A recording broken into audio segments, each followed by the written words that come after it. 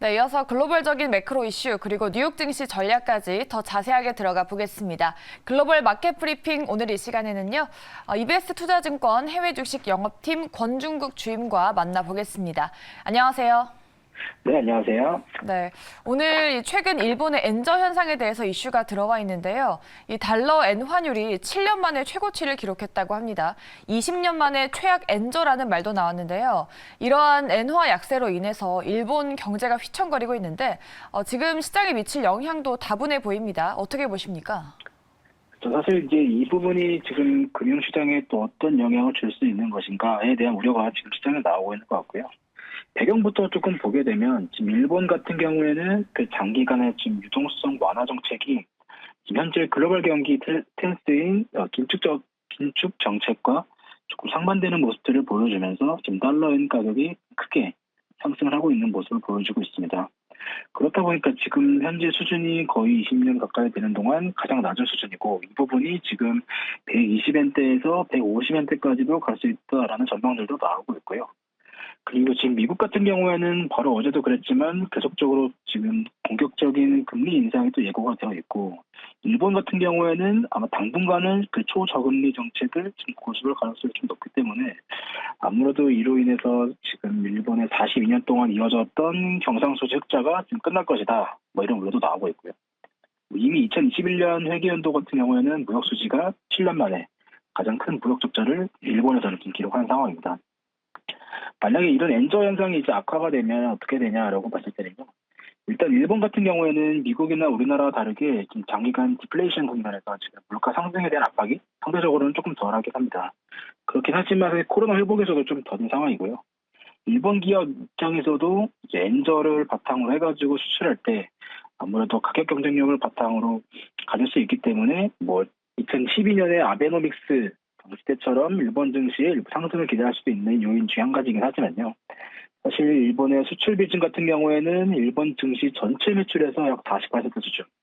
GDP 대비했을 때는 15% 수준이니까 오히려 에너지 가격이 가파르게 상승을 하고 있고 지금 생산자 물가 기업 입장에서의 생산자 물가 상승 대비했을 때 소비자 물가 상승 폭이 상대적으로 좀 작다 보니까 지금 기업들의 실적 둔화 가능성도 나오고 있습니다. 그리고 지금 과거하고는 조금 다르게 지금 글로벌 경기는 뭐 공급 부족 수요 둔화 이런 우려가 계속적으로 나오고 있고 일본 기업들도 과거와 다르게 해외에서 생산하고 있는 비중이 높아지다 보니까 이 엔저로 인해서 일본 기업들이 볼 수 있었던 그 수혜는 비교적 적을 것이다. 이런 전망들까지 좀 나오고 있습니다. 그러다 보니까 이번 주에 그 일본 관방장관 같은 경우에는 이 엔화 약세 우려를 표명을 하면서 우리는 이 모니터링을 강화하겠다. 이런 방안이 나오면서 지금 일본 중앙은행의 정책 변경 가능성까지 나오고 있는 상황입니다. 다만 이제 사실 이런 요인들이 당장의 미국 증시, 뭐 해외 증시에 뭐 거대한 영향을 줄 가능성이 크지는 않지만 만약에 이런 엔저 장기화에 따른 일본 경기 침체는 사실 여러 매크로 요인들과 맞물려서 경기 둔화 우려를 좀 키울 수 있는 만큼 저희가 또 지속적으로 관심 있게 봐야 되는 요인 중에 한 가지가 아닐까 그렇게 말씀드리고 싶습니다. 네, 이렇게 엔저뿐만 아니라 인구 감소, 수출 적자로 인해서 탄탄했던 일본 경제에 대한 믿음이 좀 사라지고 있는 것 같은데요. 이에 따라 글로벌 시장에도 영향을 미칠 수 있기 때문에 우리가 대비를 해봐야 될 것 같습니다. 지금 미국에서는 어닝 시즌이 한창입니다. 희비가 엇갈리고 있는데 어떻게 대응을 해보면 좋겠습니까? 확실히 지난주와는 조금 다르죠. 시장 분위기가 주요 매크로 요인에 따라서 크게 움직였던 시장에서 본격적으로 좀 실적 시즌에 들어서면서 물론 어제 같은 경우에는 전반적으로 시장이 좋지 않았긴 하지만 그래도 실적에 따라서 좀 차별화되는 종목 섹터별이나 종목별로 좀 차별화되는 대응이 필요한 구간이 아닌가 그렇게 판단하고 있습니다. 이번 주도 뭐 간단하게 보게 되면 스트리밍 업체들은 넷플릭스의 뭐 러시아 사업 그다음에 경쟁 심화 이런 부분들 때문에 지금 로쿠나 디즈니가 동반 하락하는 모습들을 보여주었고요. 바로 이번 주 어제 같은 경우에도 항공주들 그다음에 AT&T나 버라이즌 섹터들은 또 호실적으로 시장 박세 대비했을 때 상대적으로 좀 선방하는 모습들을 보여주기도 했었습니다. 그러다 보니까 다음 주도 실적 발표 예정된 기업들 저희가 주목해 봐야 될 것 같은데요. 다음 주는 거의 실적 발표의 피크가 되는 주인 것 같습니다. 거의 빅테크 기업들도 다수 포함이 되어 있고요. 일단 25일부터 말씀드리게 되면 25일 코카콜라, 그다음에 게임 기업인 액티비전 블리자드의 실적 발표가 예정이 되어 있습니다. 그리고 26일 같은 경우에는 이제 마이크로소프트, 알파벳, 그다음에 펩시코, 소비자인 3M 실적 발표가 예정이 되어 있고요. 27일 같은 경우에는 보잉, 그다음에 스포티파이의 실적 발표가 예정이 되어 있습니다.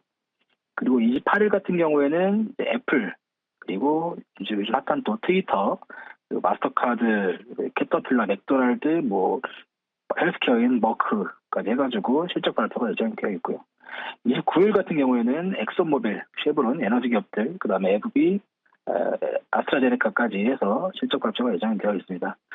지금 사실 이제 거의 이 실적 시즌 어닝 결과에 따라서 극명하게 좀 주가 흐름이 이번엔 특히나 더 나눠지고 있는 만큼 다음 주에 이제 시가총액 상위 빅테크 기업들뿐만 아니라 소비재, 그다음에 에너지 관련된 기업들까지 해가지고 관련 기업들의 어닝 주목을 해서 보시면 좋을 것 같습니다. 네, 여전히 기업들의 실적에 주목할 필요가 있어 보입니다. 다음 주에도 빅테크 종목들이 연이어서 실적을 내놓는다는 점 기억을 해보시고요. 종목들의 향방을 잘 지켜보면서 대응해야 될 것 같습니다. 네, 오늘 말씀 여기까지 듣고 끝내겠습니다. 오늘은 권중국 EBS 투자증권 주임과 함께했습니다. 말씀 고맙습니다. 네, 감사합니다.